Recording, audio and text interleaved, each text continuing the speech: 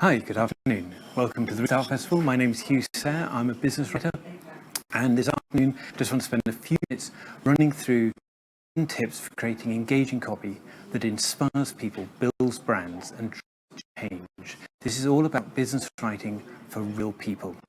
So I'm going to start by going through my 3 tips. I'm then going to expand on those, which will take us up to about 9, and then I'm going to wrap up with a little side about storytelling and how that will relate to press releases, and then we'll do a quick summary. So 10 slides, including one for questions at the end and one for the introduction at the beginning.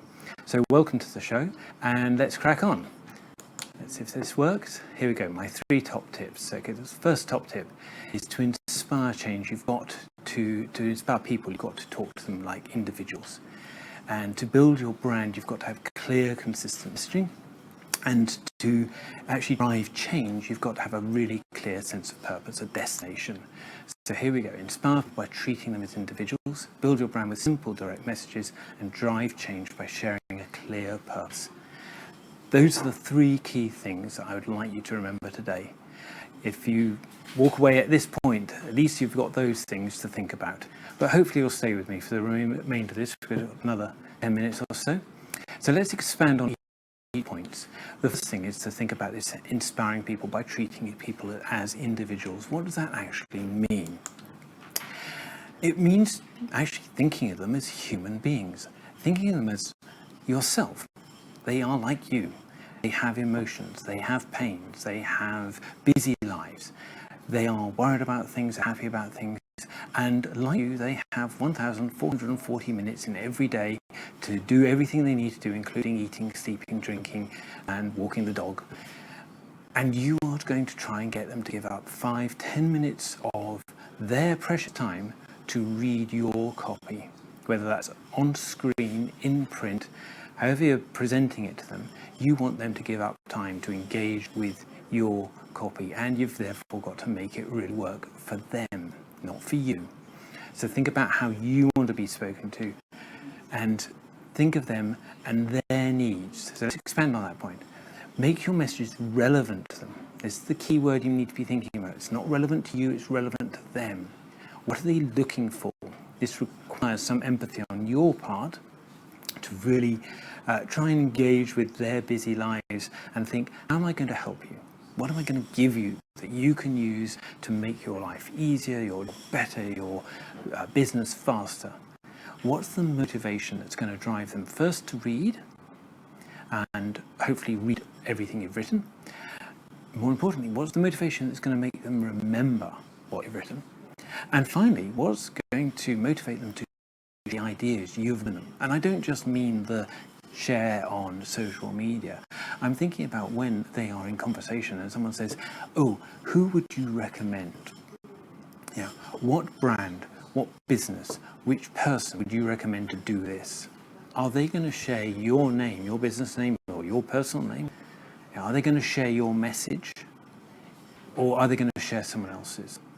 So what is it that's going to motivate them? And the only reason they're going to be motivated is if what you've given them is relevant to them. That makes it really memorable. And talk to them as you would in real life. Far too often I see copy that talks about they, the client, the customer. That's very off-putting. No one feels that they are they. They want to be me. I am me. And so you talk to them as you and we and us, and that will make them feel valued and included. It's the sort of language you would use in ordinary, common, everyday speech. So talk to them as you would in real life, treat them like real people, and that way you will actually inspire them, because they will feel that you actually are committed to them as a person. Let's move on here. Build your brand, just checking my clock on here, the screen, you can't see it. Build your brand with simple, direct messages. This is really important. So if you want people to remember your message, you've got to make them memorable, and if you want them to be memorable, they've got to be clear and short and punchy and simple. Simplicity is key here. This doesn't mean dumbing it down to the point where it's meaningless. It needs to be essential information you want to get across in a way that is short and pithy and simple for people to remember. How do we do that? Okay, so strive for clarity in your thinking and your writing. It's no good trying to edit your writing to be clear if the thinking that's gone into it has not been clear. So think carefully about what you're trying to say. Map it out, plan it. Now, clarity is really important for credibility. Now, this is not just me saying this, is Princeton University from the mid-90s, before Google. It's actually very hard to find this study. It's somewhere on an MIT blog. But essentially, researchers looked at academic papers and they edited them for clarity. And then they tested them and said, who do you think is more credible, this author or that author? Same paper, but effectively one is edited for clarity. And consistent people rated the one that was clearest as the most credible. In fact, they rated the author as most credible. And it's really quite a simple bit of human psychology, this. If you make something complex and the other person doesn't understand it, they might feel a bit stupid, in which case they're not really going to appreciate you making them feel stupid. But equally, they just might think you don't understand. If you can't explain something to someone else, they will think that you are the one at fault. So clarity proves to people your understanding of the subject you're trying to discuss. And everyday language creates that powerful, memorable message because you're not burdening people with words they don't use in their everyday language. They will repeat stuff if it's the sort of language they would use normally. They won't repeat strange jargon if it's not that something they feel comfortable with. And for a brand, you really have to be consistent in your messaging to build that brand recall. It's all about knowing what you stand for and standing for it every time. That's particularly important if you're dealing with corporate social responsibility. You want to know what your brand is all about. So with your brand building, this is your traditional old model. You build the familiarity, and that builds favorability. The more people see and hear of you, the more they tend to like you, and ultimately you've got a brand that's recognizable, so when people come to make that decision to buy, you are front of mind, or at least you're up there as a contender. And if you're not up there, you're not going to be considered. So build your brand with simple, direct messages. Some little bonus tips here that I just want you to think about, that clarity point of view. You can assume a certain level of knowledge for people, of intelligence, but don't assume knowledge. So assume intelligence, but don't assume knowledge, because if you assume knowledge, you're going to start saying things that your audience just don't understand, and they're going to try and work it out because they're busy. That also requires you to be specific. When you're giving data, information, don't just say, oh, some people. Say 20 people or 100 people or 20% of people. Give something quite positive and quite distinct.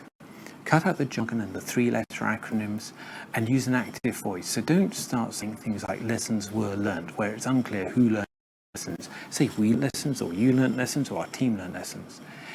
If you can't tell who's meant to be doing the action, then you're probably using a passive voice, it's sometimes called.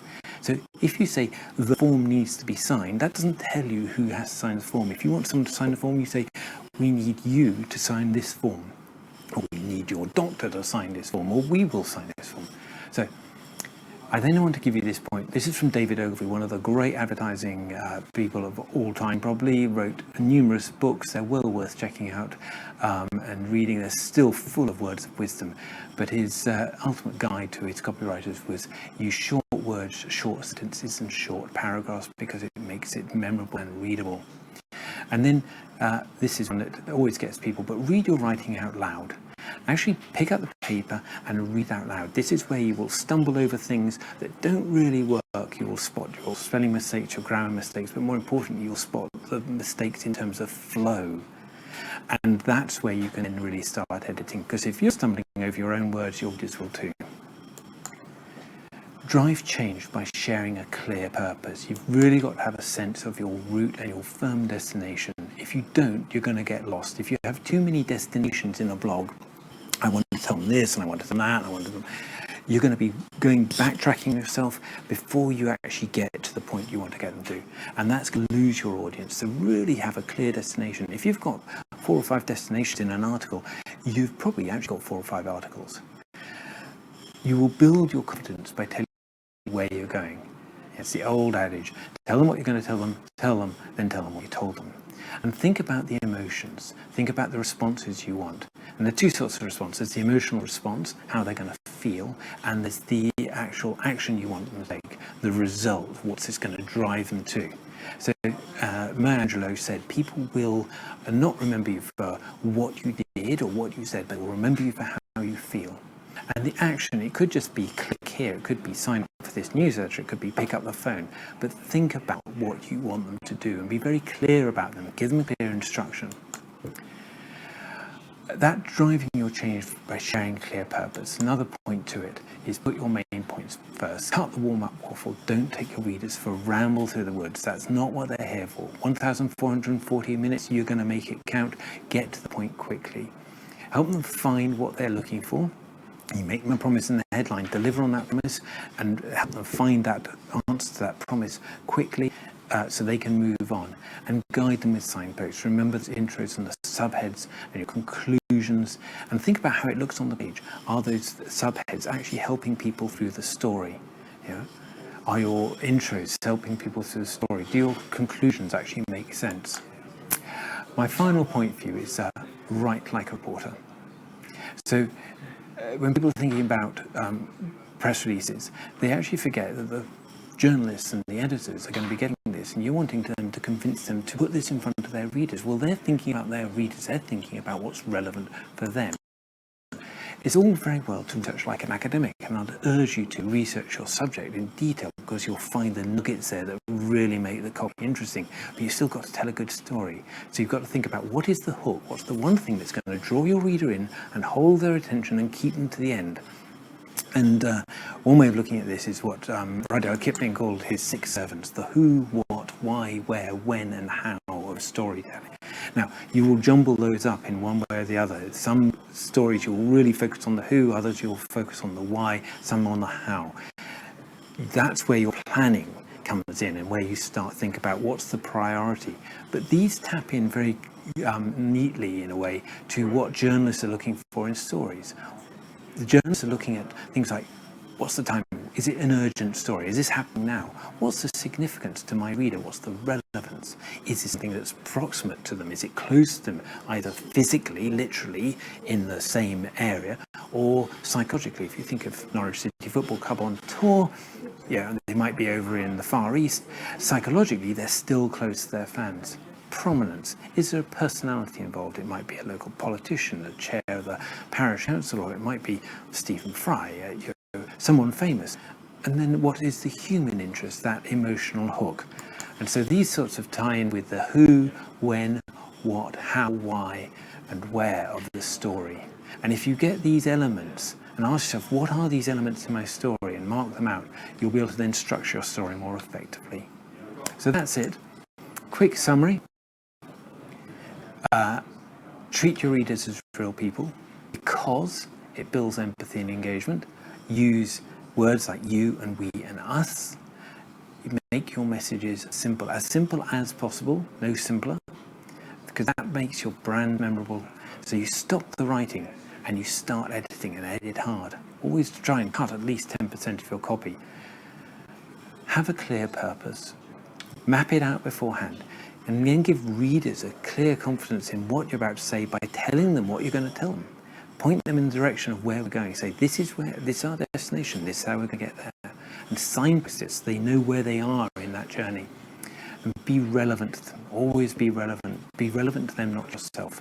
Retain the reader's interest and focus on their needs. And use everyday language. Don't use garbled jargon, don't use fancy words. You're not a romantic writer, you're not a classical Victorian writer, you're not a fiction writer, you're not a murder mystery writer, you're not trying to keep them in suspense. You are trying to communicate business ideas, so communicate them clearly. And strive for clarity. So remember that David Ogilvy quote, use short words, short sentences, and short paragraphs. Use consistent messages to build your brand and really know what you stand for. Really challenge yourself. War game it if necessary. What happens in this situation? What do we say if this happens? Plan your route. Keep you on track when you're writing. And do think about the response and that result, the emotional and the actual result result you want to achieve. What's it going to leave people feeling like? And do put your main points first, because if people cut out early, you want them to have got at least the main point, the key to your story, and help readers find that value fast. Yeah, cut the warm-up awful. And remember, write like a reporter, think like a reporter, make your story engaging, and use those 6 F's: who, what, why, where, when, and how. Thank you very much for listening, and that's it. If there are any questions, if we don't have time for them now, do feel free to tweet them to me, and I'll see if I can answer them. Just use the hashtag #RestartFest as well. Thank you.